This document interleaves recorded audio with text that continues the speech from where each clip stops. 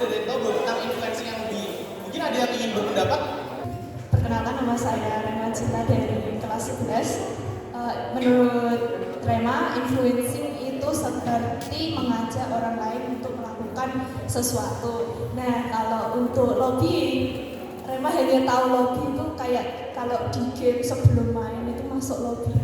Itu doang sih, terima kasih. Boleh tepuk tangannya teman-teman? Tapi kali ini ya, karena cukup banyak bahasan, tadi juga dapat request juga dari Pak Deni. Aku akan lebih dalam membahas tentang influencing aja ya, jadi lobbyingnya sekilas. Nah, lobbying adalah proses untuk mempengaruhi keputusan seseorang atas dasar mencapai tujuan bersama. Gitu.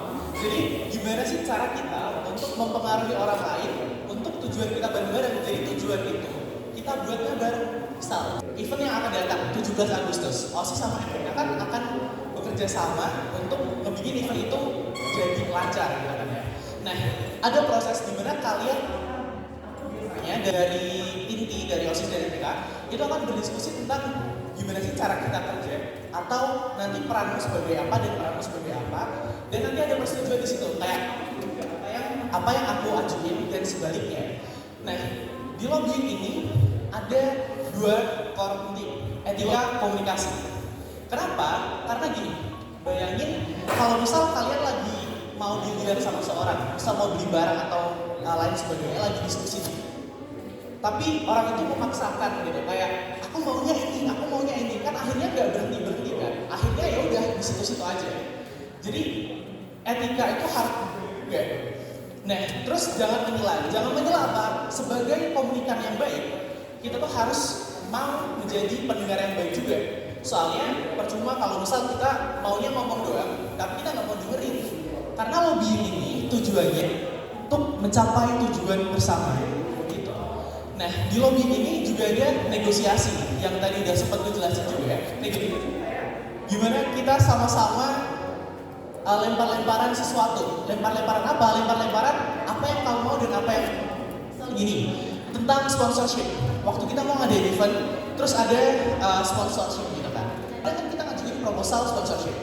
Nah, tapi kadang sponsor itu nggak mau ngasih kita uang dalam bentuk uang. Karena makin kesini kalau bisa dirasain ya, zaman dulu mungkin masih ada sponsor yang mau ngasih uang secara tunai gitu. Dan sekarang mereka pasti akan nawarin gimana kalau kita tawarin produk kita dan kalian jual. Nah, kita ketawarin dengan harga yang seminimal mungkin, kalian jual dengan harga sekian. Nanti untungnya ambil aja, kan kayak gitu kan? Mostly kayak gitu sekarang. Nah, di situ adalah titik dimana kalian bisa mutusin apakah kalian setuju sama itu atau kalian tidak setuju sama itu. Dimana ini tuh tidak selalu berakhir dengan keputusan win-win atau sama-sama setuju. Bisa aja kalian nggak setuju. Misal ada event besar lagi kayak ulang tahun SMA gitu. Ulang tahun SMA kalian mau undang banyak produk, misal sosro atau yang lain. Biasanya kan kita nawarin kayak paket di mana kalau misal pakai gold itu apa aja, yang gold apa aja, yang premium apa aja. Nah, kadang-kadang tuh mereka akan nego juga tentang paket ini tuh bisa diapain sih. Jadi kayak kalau ini dikurangin, ini ditambahin gimana, kayak gitu dengan harga yang sama. Nah, di situ biasanya ada ketidaksetujuan. Saat kalian nggak setuju sama penawarannya dan saat pihak mereka juga nggak setuju dan kalian benar-benar nggak ada jalan keluar, ini akan berakhir dengan sepakat untuk tidak bekerja sama, kayak gitu. Jadi harus diketahui lobbying itu nggak selalu tentang win-win, tapi juga bisa win-loss. Nah, influencing tadi dari Rima itu overall udah benar-benar.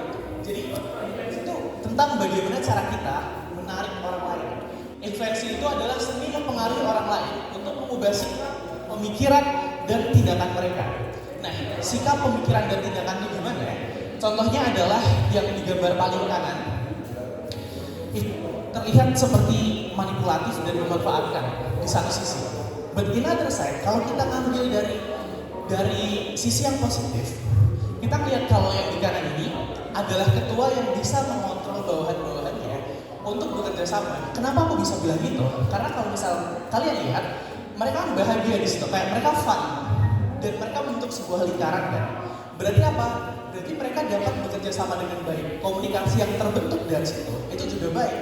Dengan apa? Dengan kalian lihat tangan kanan dan kirinya, itu menggambarkan gimana ketua mereka atau gimana seorang pemimpin itu mengarahkan mereka untuk dapat bondingnya, dapat feelingnya satu sama lain, sehingga mereka bisa bekerja dengan lebih baik, gitu. Nah, juga mungkin dia dari yang burung itu yang di bawah, power of influence dari di atas. Inti dari yang mau aku sampaikan tentang influencing adalah gimana cara kita mempengaruhi orang lain. Nah, teknik apa aja sih yang ada di influencing? Yaitu ada 3 teknik utama yang perlu kita tahu. Yaitu ada ethos, pathos, dan logos. Ethos sendiri di sini di banyak artikel ngatain ethos, core-nya ethos adalah ngebangun kredibilitas dan kepercayaan. Itu adalah gimana cara kita ngebangun kredibilitas kita ke, jadi kayak audiens itu akan percaya sama kita.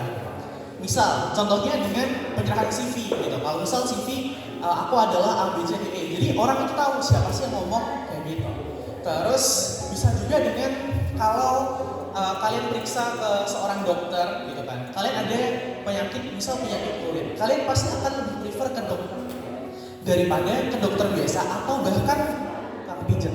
Kan masukan dari dokter spesialis kulit akan lebih dari bukan tukang pijat atau orang lain, dari orang lain seperti itu. Terus masuk pattern berhubungan sama emotion and feeling gitu. Maksudnya apa? Maksudnya adalah memanfaatkan emosi untuk menarik perhatian. Gimana sih caranya?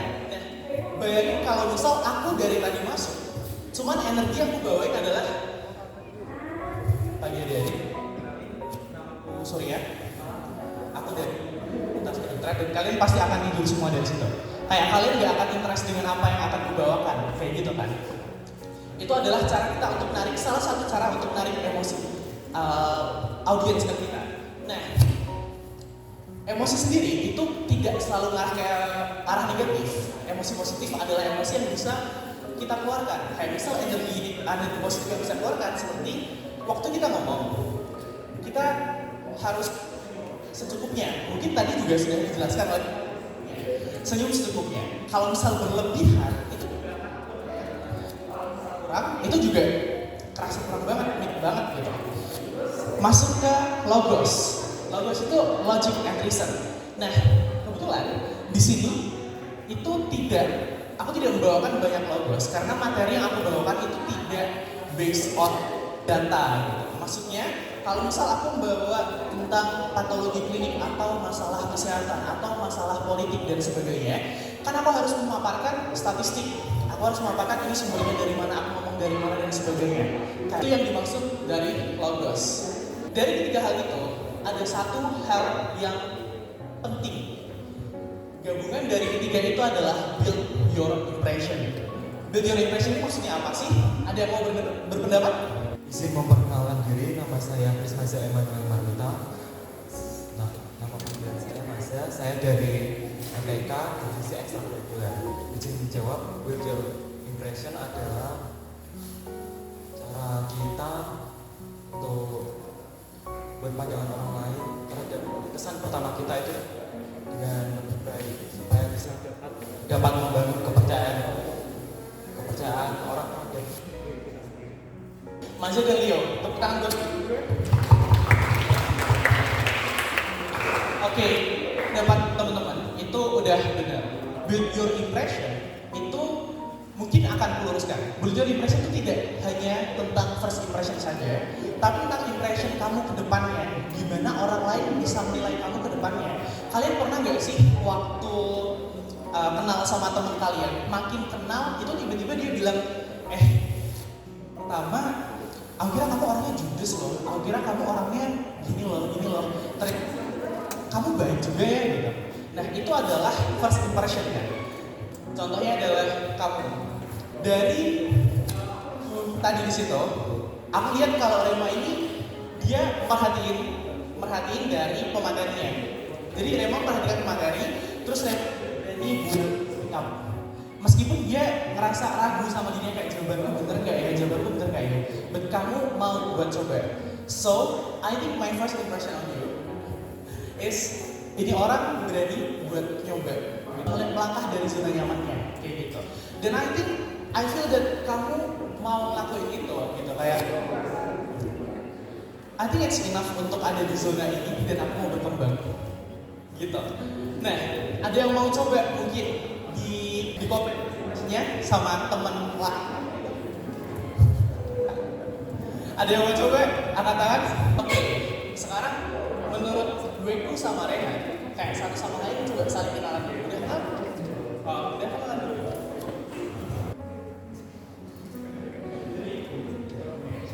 Oke, jadi menurut Weku, Rehan itu orangnya periang. Kalau menurut Rehan, Weku gimana? Aku itu orangnya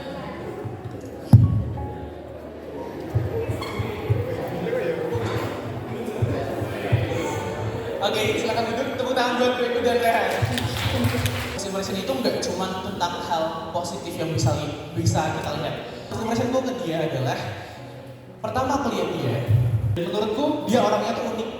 Tapi in others juga impression negatif. Nah, negatifnya adalah saat itu dia adalah orang yang sangat pemalu, yang mau ngomong ke publik itu bener gak bisa, bener malu-malu banget kayak gitu. Nah, first impression itu bisa gitu, bisa positif, bisa negatif kayak gitu. Dan it's totally fine. Nah, gimana caranya kita ngubah first impression kita ke orang? Dan apakah first impression itu bisa diubah sama diri kita sendiri? Contohnya, kita saat SD, SMP, SMA, dan kuliah nanti, aku yakin teman-teman baru kalian akan punya pandangan baru terhadap kalian. Kayak waktu SMP mungkin kalian dikenal sebagai orang yang kayaknya orangnya jarang ngomong deh, orangnya pendiam deh, orangnya suka tidur. Nah, terus waktu SMA kalian dikenal ini orangnya jarang ngomongnya masih ada sih, tapi dia mulai berani buat suka kayak gitu. Terus waktu kuliah udah mulai rise up lagi gitu kan. Udah mulai kayak ini orangnya udah berani buat speak up nih. Ini orangnya udah berani buat dan sebagainya. Kayak gitu. Jadi first impression itu bisa kalian tingkatin. Kalau misal kalian merasa kayaknya aku hidup gini-gini aja deh. Kayaknya hidupku standar aja deh. Kalian bisa improve itu dengan apa? Dengan usaha kalian, dengan konsistensi gitu, dengan kemauan kalian. Kemauan apa? Kemauan untuk keluar dari zona nyaman. Serius. Nah, kenapa gitu? Karena aku reach out untuk nyoba keluar dari zona. Aku sedikit tentang diri. Jadi aku dulu itu orangnya ya gitu-gitu aja, belajar aja, bikin apa-apa aja. Nilaiku nggak remet kan ya gitu. Yang penting ya di atas KKM aja. Waktu organisasi, aku cuma mikir aku setinggi kenapa? Karena aku merasa aku udah aware sama diriku kayak dan aku udah ngerasa kayaknya aku emang cocok di pemikiran aja deh. Aku cocok untuk merencanakan sesuatu gitu. Tapi untuk melakukan sesuatu, untuk bisa public speak kayaknya butuh orang lain. Makanya aku berdiri di belakang ketua. Selama ini aku selalu jadi wakil. Karena aku yang minta untuk jadi wakil. Saat teman-temanku bilang, kamu jadi ketua aja gini-gini. Aku kalau jadi ketua aku gak mau, tapi kalau aku jadi wakil, aku mau. Dan itu yang selama ini aku lakukan. Bahkan tahun kedua aku kuliah aku masih kayak gitu. Tapi pertengahan semester, aku rasa mau sampai kapan? Alhamdulillahnya aku jadi dokter pertama dari keluarga besar. Nah, dengan itu otomatis relasi ke dokter-dokter lain, relasiku itu sangat kurang, gitu kan? Nah, jadi aku tuh harus membangun relasiku ke semua orang. Aku harus membangun relasiku ke banyak orang. Biar apa? Biar aku dapat kayak gitu. Nah, kalau misal aku terus stay jadi wakil, kapan orang akan wakil terus kan? Cuman ngerencanain doang. Misal jadi divisi acara, aku tuh suka jadi yang udah di belakang aja, aku jadi pemikir. Dulu aku mikir, jadi otak itu keren banget.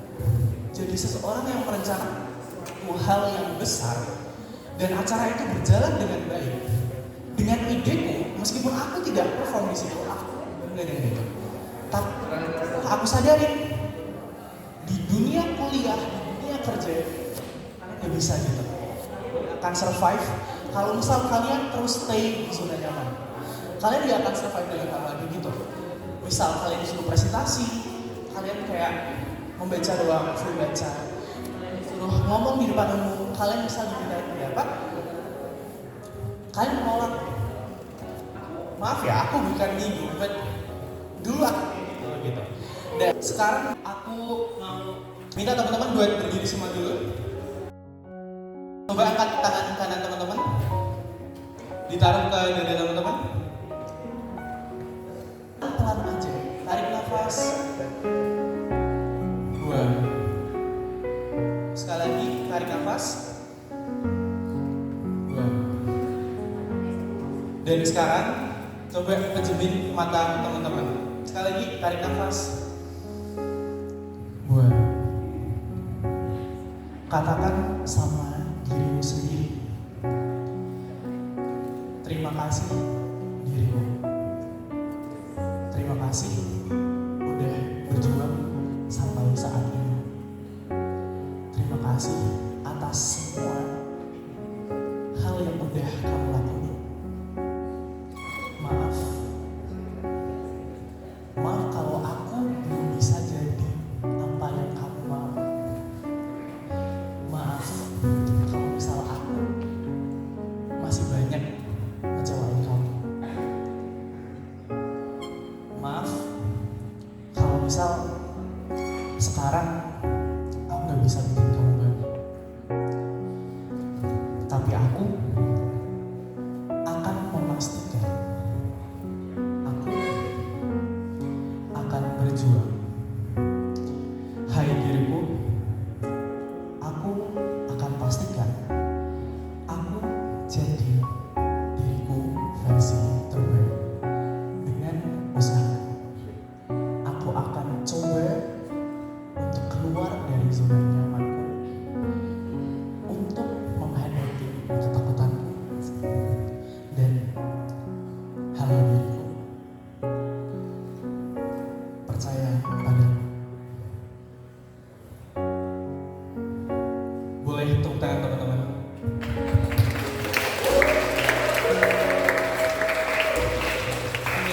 Nah, sekarang tanya jawab. Ada yang mau ditanyain ya dari teman-teman? Halo semuanya, sebelumnya perkenalkan saya Lolo dari segi 6 OSIS SMA Negeri 3 Salatiga. Izin bertanya, gimana cara mengatasinya kalau kita dapat impresi buruk dari orang lain, bagaimana cara memperbaikinya? Terima kasih. Tepuk tangan buat Leo. Oke.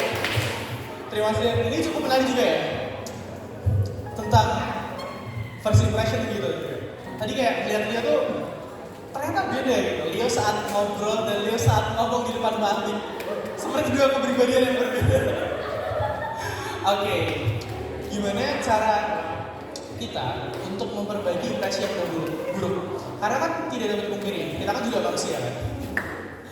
Kita manusia juga, kayak kita pasti punya salah gitu. Kita pasti ada kurangnya.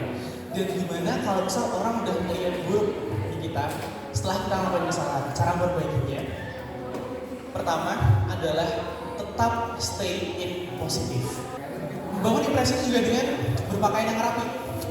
Tapi orang melihat kayak kalau kamu udah gitu, setelah kamu dapat hal-hal negatif dari orang-orang, biasanya kamu kayak lagian orang nggak perhatiin aku, udahlah gitu.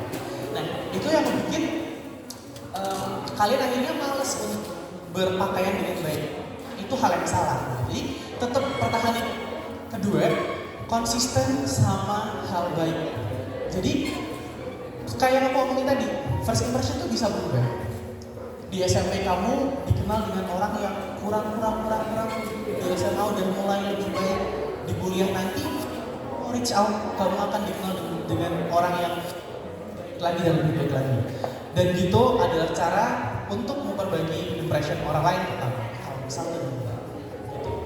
Oke, ada lagi yang tanyain? Jadi Remau di sini mau tanya, Kak Surya apakah ada pengalaman dengan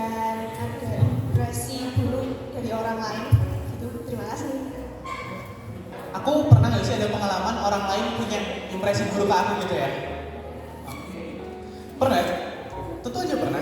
Aku cuma manusia biasa bro. Tapi kita mulai dari yang konotasinya negatif ke netral. Contoh tadi sempat Pak Denny. Ternyata Pak Denny tadi sempat dulu aku tuh orangnya gitu-gitu aja, kayak yaudah olahraga aja, kayak gak ada semangat, gak ada points. Nah, caraku untuk keluar dari itu gimana? Aku jujur aku nggak tahu kalau Pak Denny punya impresi itu kan. Barusan aku tahu impresi itu kan. Nah, tapi dengan aku berani, otomatis kan impresi Pak Denny ke aku udah beda, udah berubah gitu kan. Kalau oh ternyata aku orangnya bisa gini juga, ternyata aku orangnya bisa gini juga gitu. Tapi ternyata dari situ orang-orang lihat aku tuh kayak, ih ini orangnya apa sih, so asik banget gini gitu. Nah dari situ aku mulai menyadari, dan aku taunya tuh enggak dari mereka ngomong, enggak, tapi ada seseorang yang suruh kayak kamu harus gini deh gitu kan.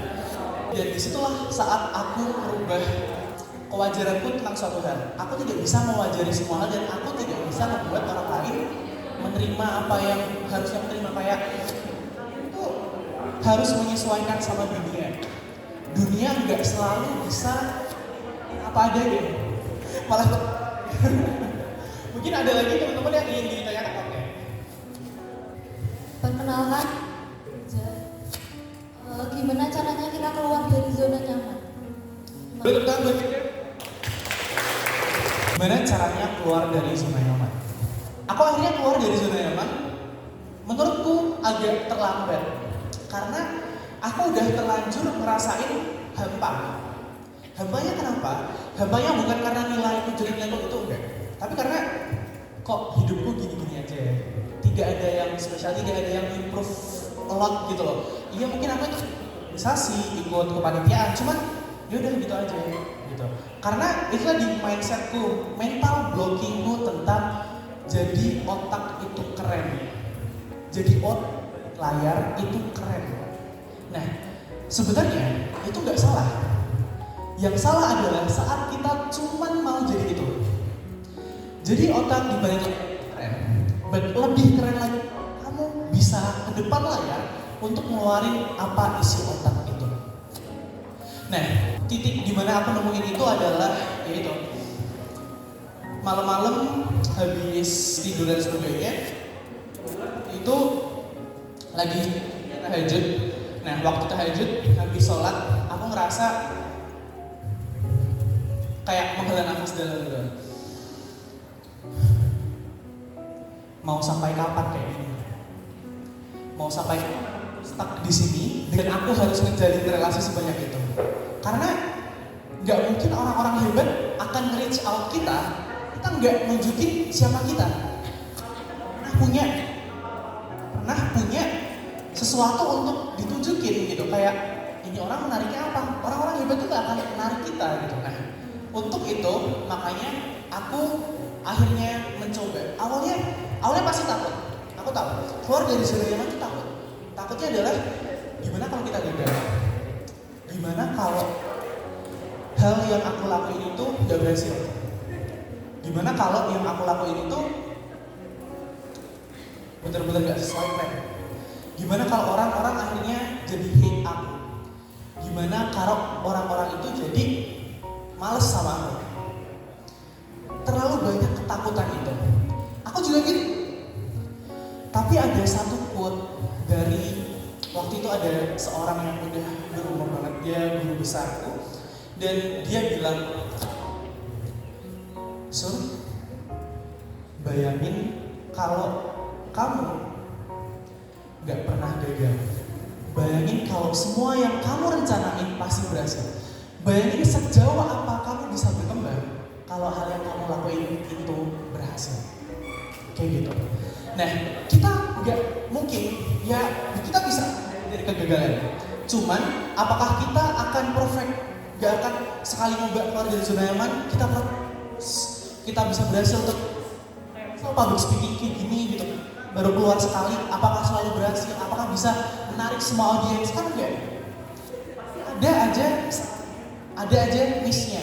Ada aja kayak kayaknya aku kurang ini deh. Nah, saat kamu berani coba, kamu akan nemuin setiap kali percobaan kamu akan merasa, oh kalau di sini ini yang harus diperbaiki, di sini ini yang harus diperbaiki dan sebagainya. Coba buat berani melangkah, coba buat lawan rasa takutmu. Bayangin kalau apa yang kamu lakuin, apa yang kamu rencanain, kalau itu bisa.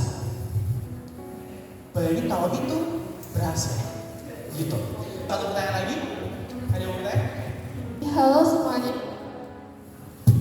Saya di OSIS SMA 3 Salatiga. Jadi kan ini tentang influencing.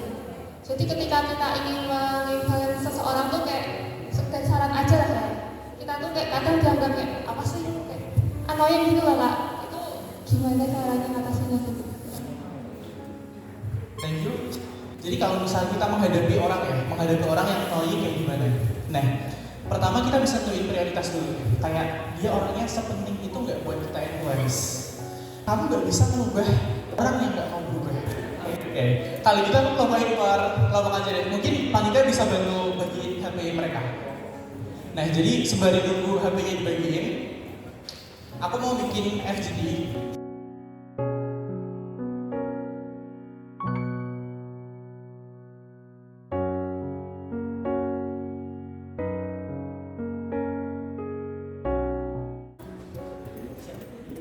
Oke, untuk waktu udah habis, mungkin dari teman-teman ada kelompok yang mau maju duluan?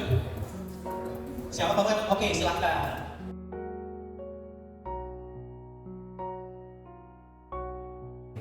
Oke, semuanya sebelumnya Assalamualaikum warahmatullahi wabarakatuh. Selamat siang semua. Oke, karena sebelumnya kita harus perkenalan dulu guys ya. Sebelumnya perkenalkan saya Zaneta Taligawafi, biasa dipanggil Zaneta, dari OSIS SMA Negeri 3 Salatiga. Bersama rekan saya ada siapa nih? Atas nama Aurelio Kabrana, dapat dipanggil Leo dari perwakilan OSIS SMA Negeri 3 Salatiga. Oke Kak Leo, kita di depan nih mau jelasin apa sih kan? Kita akan menjelaskan mengenai build your impression. Oke, teman-teman sudah ada yang tahu belum nih tentang build your impression? Oke, sebelumnya udah disampaikan oleh Kak Surya, tadi sekilas materi tentang build impression, mungkin bisa kembali dijelaskan. Oke, jadi build your impression adalah membangun kesan Anda, yaitu usaha seseorang untuk menciptakan citra atau pandangan tertentu di mata orang lain. Oke, jadi lebih kayak gimana kita membangun orang lain itu bisa melihat, oh aku tuh orangnya kayak gini loh, aku ada baiknya loh, kalian yakin dong sama aku kayak gitu ya Kak? Betul Kak Zaneta. Oke, selanjutnya Kak Zaneta, bagaimana sih cara membangun build your impression? Oke, sebenarnya ada banyak cara yang bisa kita lakukan teman-teman untuk membangun build your impression. Pertama-tama, of course kita harus menjaga penampilan kita, berpakaian rapi, semprot parfum kanan kiri ya enggak? Tapi nggak usah berlebihan ya Kak. Terus jangan lupa, kuncinya adalah percaya diri. Betul Kak Zaneta. Selanjutnya juga ada sikap positif. Ada yang tahu nggak teman-teman maksudnya sikap positif itu apa? Mungkin ada yang bisa kasih contoh sikap positif kayak apa? Teman-teman bisa angkat tangan? Oke, ini shy. Langsung aja kita jelaskan kali ya. Oke, contoh dari sikap positif itu seperti kita bersikap terhadap orang lain, saling menyapa dan lain-lain. Oke, selanjutnya ada apa tuh Kak Zaneta? Selanjutnya ada kinerja, apalagi dalam berorganisasi kita harus menjaga kinerja kita teman-teman. Kalau ada temennya yang lain sedang kerja atau sedang mengerjakan proyek, ya kita sebagai teman yang beretitude dan berkinerja yang baik, kita bantu mereka, bukan malah tidur-tiduran, males-malesan itu mau banget ya Kak. Selanjutnya ada apa lagi Kak? Ada empati. Jadi empati itu kita menunjukkan perhatian dan pengertian kita terhadap orang lain dan sesama kita. Dan yang terakhir itu ada komunikasi di bahasa kita. Betul. Ini paling penting ya Mbak ya. Jadi komunikasi itu kita menggunakan bahasa yang sopan terhadap teman-teman kita dan yang pasti harus jelas.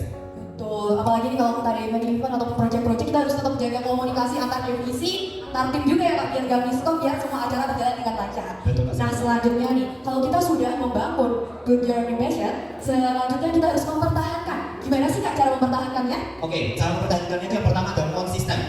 Jadi konsisten itu kita menunjukkan perilaku yang konsisten. Misalnya kita bekerja keras, kita tunjukkan semangat kita dalam menjalankan itu, jadi tidak setengah-setengah saja. Ya betul sekali, kalau di awal kita udah bersemangat, di akhir kita juga harus semangat sampai tuntas ya Kak. Selanjutnya nih Kak, kita ada tanggapan positif. Jadi teman-teman, bila mana kita sedang merapat ataupun berdiskusi, kalau ada teman-teman kita yang ngasih masukan ataupun ngasih saran, kita harus memberi tanggapan yang positif. Kita nggak boleh bicara kayak, alah apaan sih, kayak gitu mah gak masuk, itu nggak boleh banget teman-teman. Selanjutnya ada apa lagi Kak? Selanjutnya ada hubungan baik. Jadi di hubungan baik ini kita menjaga hubungan kita satu sama lain. Jadi tidak berantem, musuh-musuhan dan lain-lainnya. jaga chemistry juga ya kak. Selanjutnya ada integritas diri dan profesionalisme nih kak. Kita harus menjaga integritas dan profesionalisme dalam berorganisasi juga betul kak? Betul. Yang terakhir nih kak, ada apa ya? Ada profesionalisme, yaitu kita tetap bersikap profesional di dalam semua situasi. Sampai kemana kak? Jangan lupa self care. Kita harus peduli sama diri kita sendiri. Kita udah menjaga hubungan baik, menjaga nama kita di luar, jangan lupa kita menjaga kebaikan untuk diri kita sendiri. Merawat tubuh, menjaga kesehatan. Apalagi nih teman-teman OSIS MPK, sebentar lagi kita bakal ada proyek besar di akhir tahun seperti biasanya. Kita harus tetap menjaga diri dan menjaga kesehatan ya kali Betul ini. Kak Zaneta. Oke, begitu saja pengertian mengenai build your impression dari kelompok kami. Langsung saja kita akhiri. Bila mana ada kekurangan atau kekeliruan mohon dimaafkan. Saya Zaneta, Saya Leo. pamit undur diri. Wassalamualaikum warahmatullahi wabarakatuh. Wih, sekali lagi tepuk tangannya dong buat kelompok 7. Nah, mungkin bisa lanjut ke kelompok berikutnya aja ya. Siapa yang mau maju diri? Boleh silakan.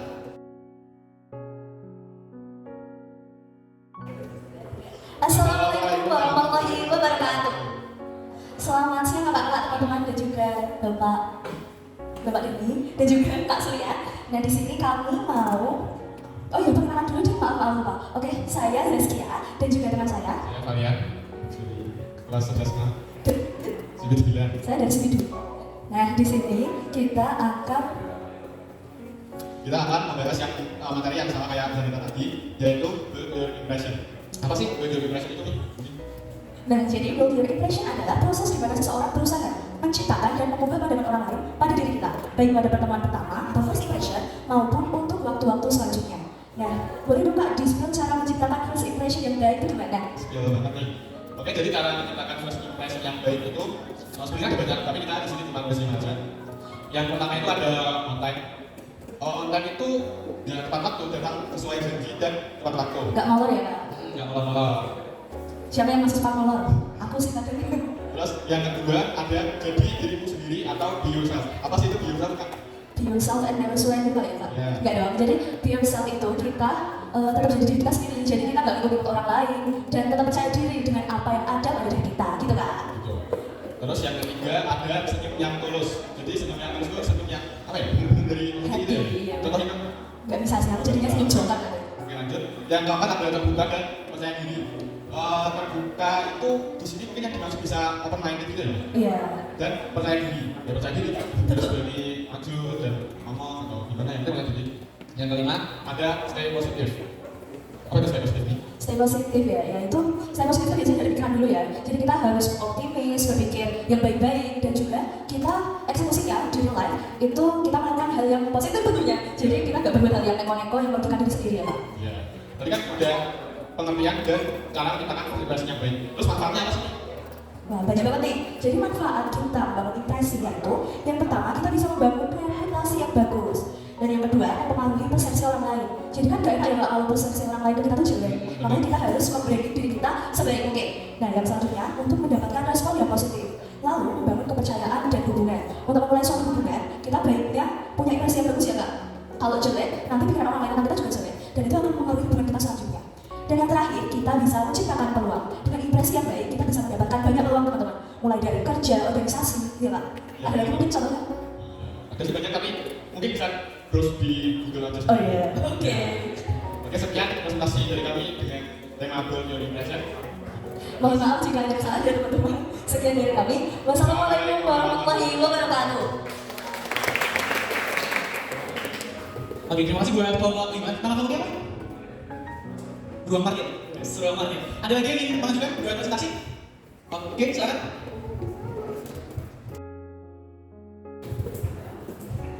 Halo teman-teman semuanya. Assalamualaikum warahmatullahi wabarakatuh. Sebelum kita mempresentasikan apa yang kita bicarakan tadi atau kita bahas tadi, sebelumnya saya ada klarifikasi dan topik dari 12.3. Saya Zahra Maulida dari kelas 11 belakang. Yang kita bahas di sini adalah patos. Patos apa sih patos itu? Oke, baik. Patos adalah sebuah cara untuk menarik audiens dengan persuasi yang melibatkan emosi, nilai, atau keyakinan audiens. Lalu di sini ada tujuan. Tujuan itu apa sih, Pak? Tujuan dari patos adalah menggunakan atau mempengaruhi dengan emosi atau suasana yang kita beri ke hati audiens agar mendukung sudut pandang pembicara. Dan setelah tujuan adalah ada cara Pantas kesendirian. Yang pertama, Jadi cara yang pertama itu kita bisa memberi kesan yang baik seperti senyum ataupun storytelling, lalu ada membangun suasana yang gembira agar audiens juga dapat menyesuaikan keadaan yang ada di sekitar gitu. Lalu manfaat dari patos itu apa sih Kak? manfaat pantas mendapatkan kepercayaan dari audiens dan juga dapat percaya diri dari pembicara.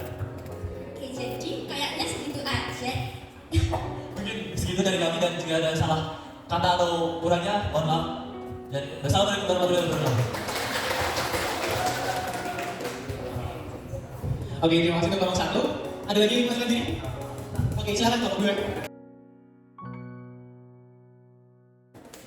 Assalamualaikum warahmatullahi wabarakatuh. Baik semuanya, perkenalkan nama saya Jessica. Saya dari perwakilan dari OSIS IPIN 10. Kelompok saya ada di Cimamers ya. Dan saya Najmi Dwi Anata, perwakilan dari MPK dari Coba. Nah, di sini kami akan presentasikan apa yang telah kami bahas, yaitu etos. Nah, etos itu apa sih? Etos adalah salah satu dari 3 model persuasi yang diidentifikasi oleh Aristoteles dalam retorika. Nah, etos merujuk pada kredibilitas atau karakter pembicara. Nah, etos ini digunakan untuk membangun kepercayaan dan keyakinan audiens terhadap yang dia sampaikan. Nah, etos ini diperkuat melalui beberapa hal. Yang pertama ada reputasi, lalu ada keahlian, lalu ada moralitas, dan yang terakhir ada hubungan yang baik dengan audiens. Nah, etos mengacu pada karakter, inteligensi, niat baik yang dipersepsi dari seorang pembicara. Secara sederhana, etos adalah kredibilitas yang dimiliki pembicara.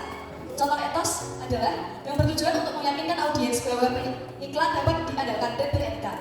Etos dapat dikembangkan dengan memiliki bahasa yang sesuai. Baik, sekian dari kami. Bila ada kesalahan, mohon dimaafkan. Wassalamualaikum warahmatullahi wabarakatuh.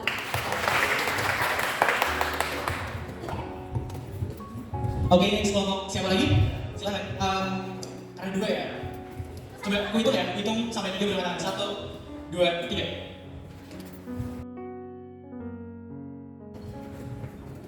Assalamualaikum warahmatullahi wabarakatuh. Selamat siang teman-teman semuanya. Jadi kami dari kelompok 6 ini mempresentasikan influence. Nah, sebelumnya influence adalah kemampuan mempengaruhi orang lain dalam jumlah yang banyak.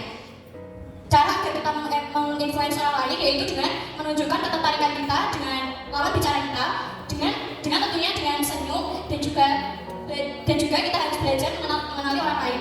Belajar bagaimana kita harus terbiasa mendengarkan orang lain saat berbicara.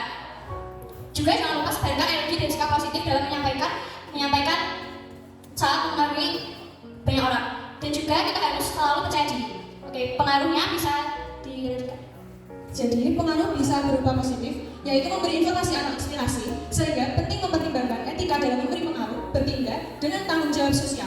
Lalu yang kedua, dapat membantu individu untuk menjadi lebih kritis terhadap berbagai pesan atau tindakan, serta lebih efektif dalam mempengaruhi orang lain secara positif. Sekian dari kami, terima kasih.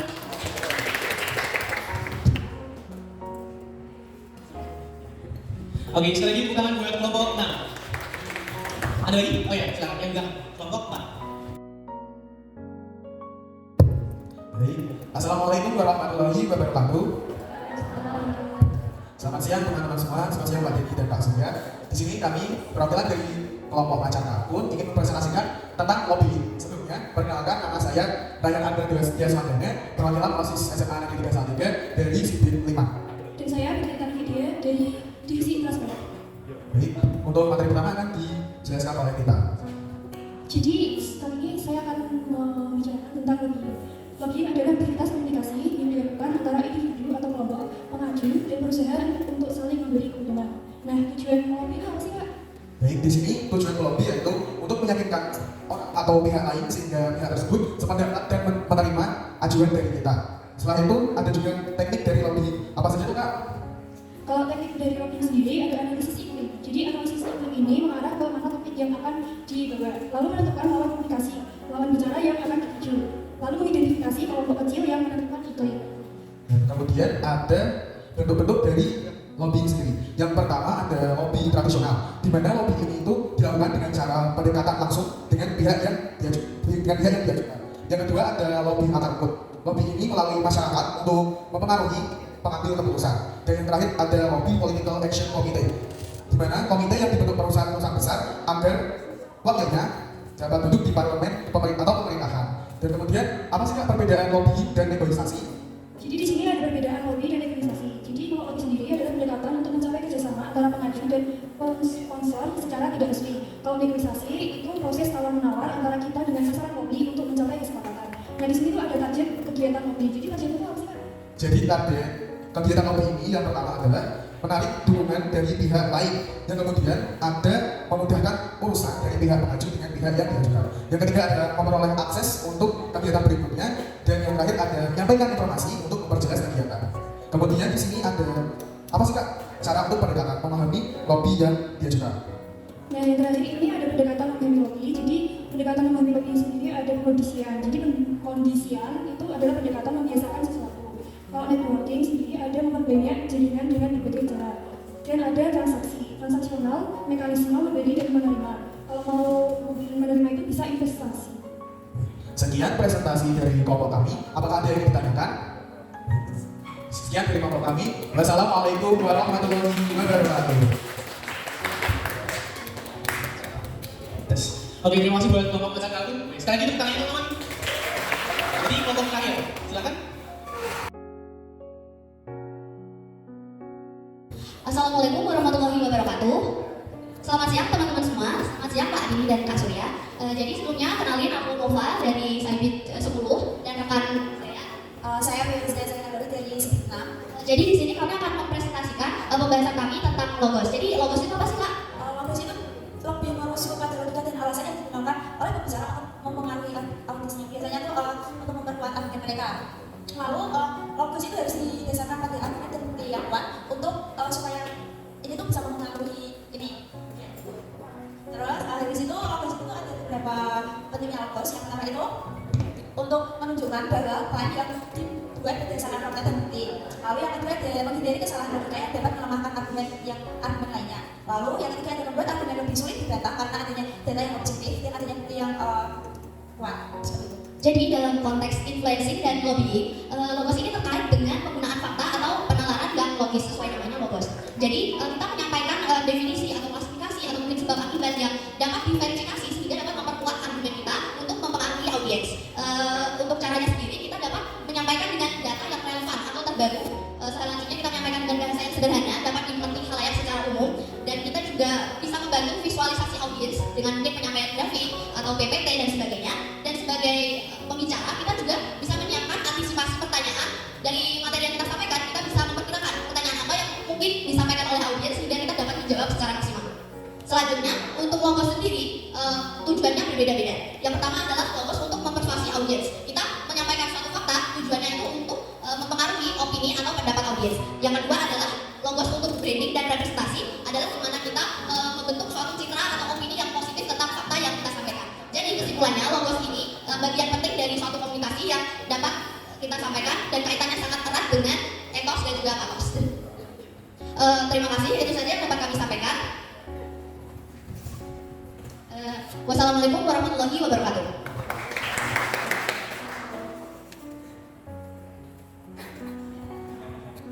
Oke, terima kasih tepuk tangan buat kita semuanya. Oke, mungkin sebelum aku evaluasi satu-satu, ada temennya yang mau mengevaluasi kelompok lain ya? Kayak menyampaikan evaluasi terhadap kelompokmu bukan ini gitu. Ada yang berani? Oke, jadi dari kelompok 7, kelompok pertama, tadi bagus banget kayak pembawaannya dari kayak MC. Kalian sudah jadi MC? Udah pernah? Nah, terasa banget. Jadi presentasinya dibawakan seperti MC. Oh ya, sebelum ngasih feedback semuanya, mungkin aku mau ngasih beberapa saran dulu untuk output prestasi. Itu apalagi di forum seperti ini, kalian harus mengenalin kalian dari mana. Kelompok 5. Kelompok 5 tadi cukup unik penampilannya karena dia pakai helm. Yang bener kelompok 5 itu apa? Hah? Oh, tapi itu saja. Oke. Terus ya, karena itu penampilannya jadi terkesan lebih unik gitu di mata audiens maupun kamu sebagai ya kayak gitu. Terus kelompok 1. Kelompok 1 tadi cukup unik. Terus lucu juga pembawaannya sama mungkin terkesan sedikit awkward gitu kan, kayak ada beberapa titik yang sama mungkin kurang brief di awal, kayak yang dia ngomong siapa dulu nih. Nah, padahal sebenarnya materi yang dibawakan tidak terlalu banyak gitu. Jadi mungkin space kalian yang bagi materi gitu. Nah ini buat semuanya juga. Kalau misal kalian dikasih kesempatan kayak gini, siapa yang bikin materi dan siapa yang presentasi itu harus disiapin. Apalagi waktu 15 menit. Jadi kayak kalau bisa, yang presentasi itu udah harus saling ngobrol. Jadi kayak nanti yang opening gini ya, kamu yang opening gini ya. Nanti kamu sampai mana, kamu sampai mana, kayak gitu. Jadi bagi kayak gitu. Yang lainnya bisa terjadi. Tapi nanti setelah yang mau bawain materi itu udah selesai nih briefingnya atau sekiranya bisa bantu, ya bantu temennya bawain materi kayak gitu. Terus buat kelompok 2, oke, kelompok 2 itu sebenarnya 2, 6, dan 4 itu mirip-mirip karena masih banyak yang terpakai sama teks. Cuman sekali lagi, buat kalian semua yang udah berani buat ngomong. Jujur tadi dilihat dari kelompok 2, 6, dan 4 itu, aku rasa kalau teman-teman yang perform di depan itu mencoba untuk reach out, keluar dari zona nyamannya, kayaknya dia tuh gak terlalu percaya diri sama dirinya, kayak masih rasa kayaknya kurang deh, kayaknya ada gini, tapi mereka berani buat mempresentasikan itu, kayak gitu. Terus juga kalian menarik kalau misalnya di forum kayak gini, karena forum-forum kayak gini tuh akan kalian temukan misal kalian di kedokteran nanti, ini tuh sebenarnya forum kayak gini tuh sering terjadi, sangat sering terjadi. Atau di FGFG yang AFM dan sebagainya, latihan-latihan yang waktu ada di kuliah nanti akan sering ada FGFG kayak gini.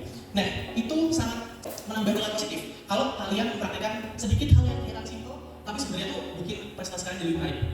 Kelompok 2 tadi sempat menyenggol temennya, maksudnya adalah waktu prestasi nyenggol kelompoknya, terus si kelompoknya tepuk tangan gitu ya. Dari kelompok 2 langsung kelompok 2 yang lain kayak tepuk tangan, gitu kan. Nah itu simple, but it's a good things, a really good things to know kayak gitu.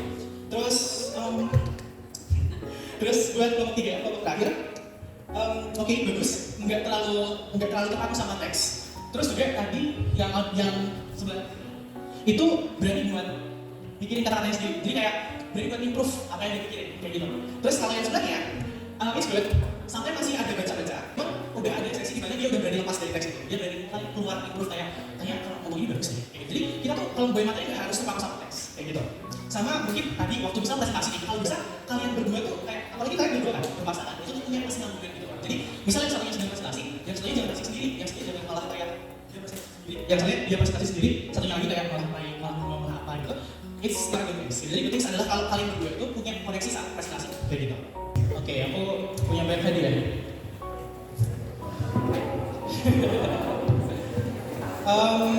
Dari sini aku mau mulai dari 20.000. Ada yang mau?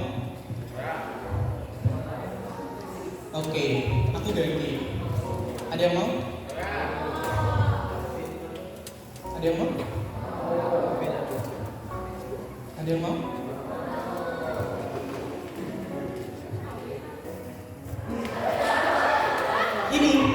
Ini yang dari tadi aku bilang, kesempatan itu datang sama orang yang mau nyoba. Gampang banget ya. Kalian semua mau kan? Kalian semua mau. Cuman yang nyoba siapa? No?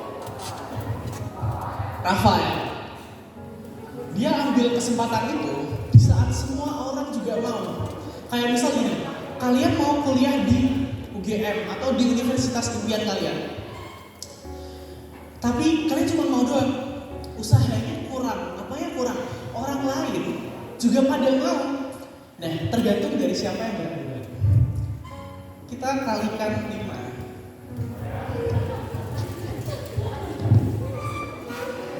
Santai.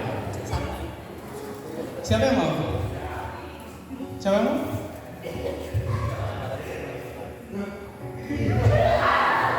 Sayangnya kadang kesempatan gak ada 2 kali. Kadang kesempatan gak ada 2 kali. That's a good thing. Kayak gitu. Hal yang harus kalian pahami adalah kesempatan tuh kadang datang, kadang enggak. Saat kalian udah nggak dapat kesempatan itu, apakah kalian akan menyesalinya? Pasti kayak kenapa ya tadi yang pertama gak kuambil? Kenapa yang pertama gak kuambil ya? Meskipun yang kedua menggiurkan, tapi yang pertama kan itu profitable banget. Kita coba lagi.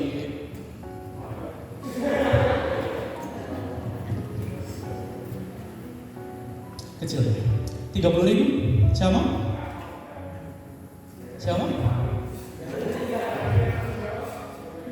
Kadang enggak. Kadang kalian nyoba 3 kali tuh kesempatan tuh gak datang. Kalian udah siap kan? Kayak, udah siap di depan nih. Uangnya banyak nih. Kalian pikir aku akan mengeluarkan semuanya? Enggak. Semuanya akan buat kalian. Tapi kan ketiga mas, nah itu belum tentu, kesempatan tuh belum tentu datang berkali-kali. Meskipun kelihatan indah gitu. tapi belum tentu bisa kalian reach. Lagi deh. Ada yang mau?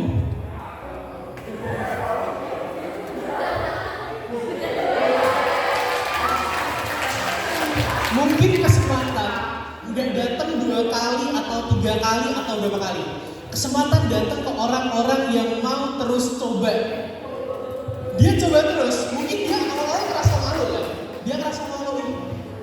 Aku gini dilihatin orang, mundur lagi, malu kan mungkin. Cuman dia mau nyoba terus. Oke, ada berapa nih? Mau lagi? Jangan dong, lagi dong. Oke, mungkin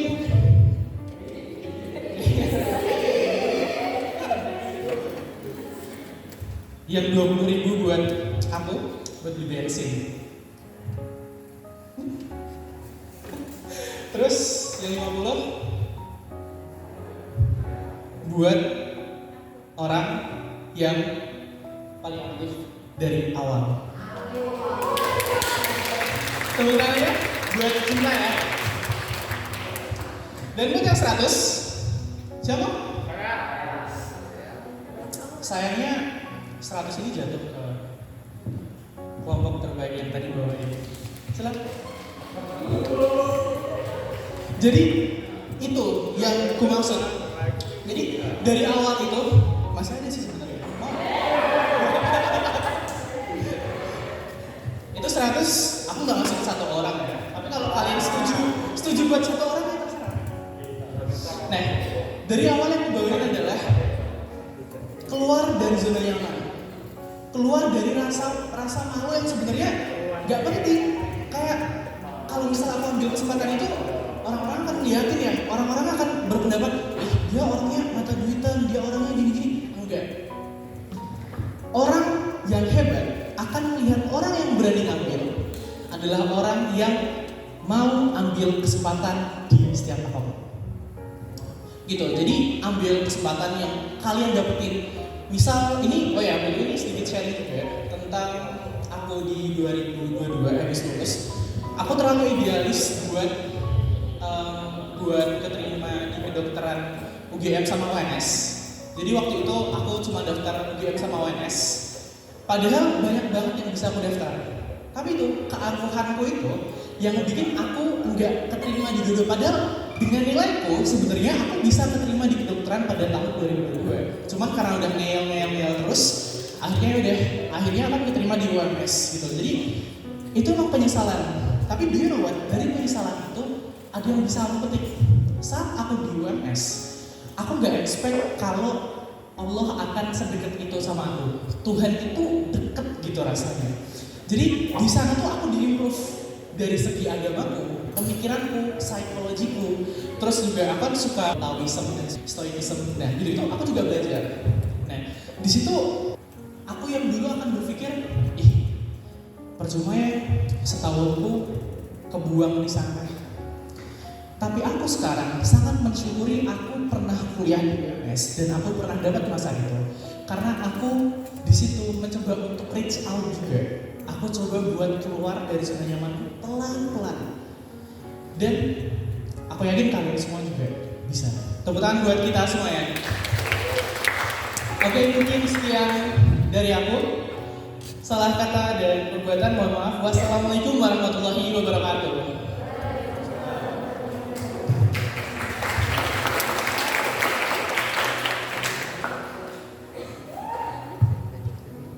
Oke, boleh tepuk tangannya sekali lagi.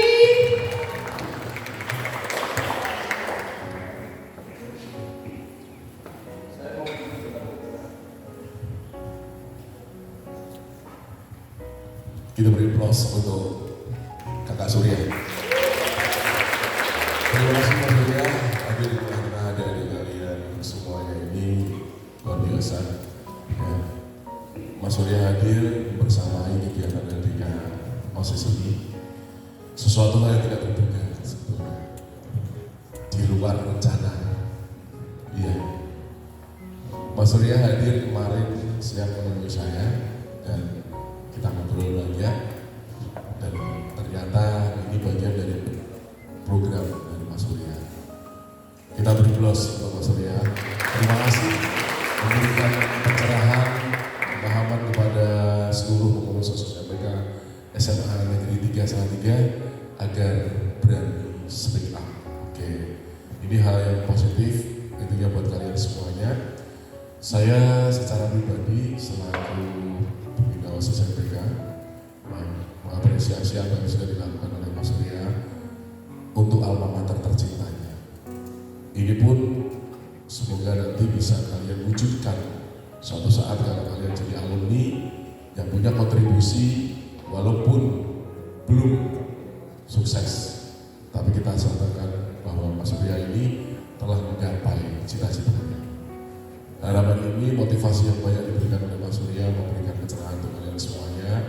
Dan insya Allah 10-15 tahun ke depan murid-murid saya OSIS yang ada di depan saya ini menjadi orang-orang hebat di kota Salatiga, di tingkat provinsi, nasional, bahkan internasional. Tepuk tangan.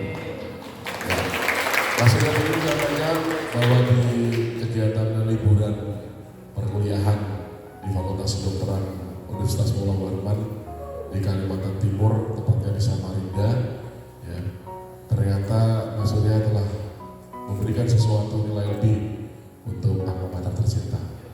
Saya secara pribadi mengapresiasi apa yang sudah dilakukan Mas Surya mewakili dari kesiswaan SMA Negeri 3 Salatiga, dan semoga Allah membalas apa yang sudah Mas Surya lakukan, melimpahkan keberkahan rahmat, kesehatan, dan pastinya kemudahan dalam kelancaran studinya sampai akhir. Sekali lagi tepuk tangan untuk OSIS MPK SMA Negeri 3 Salatiga.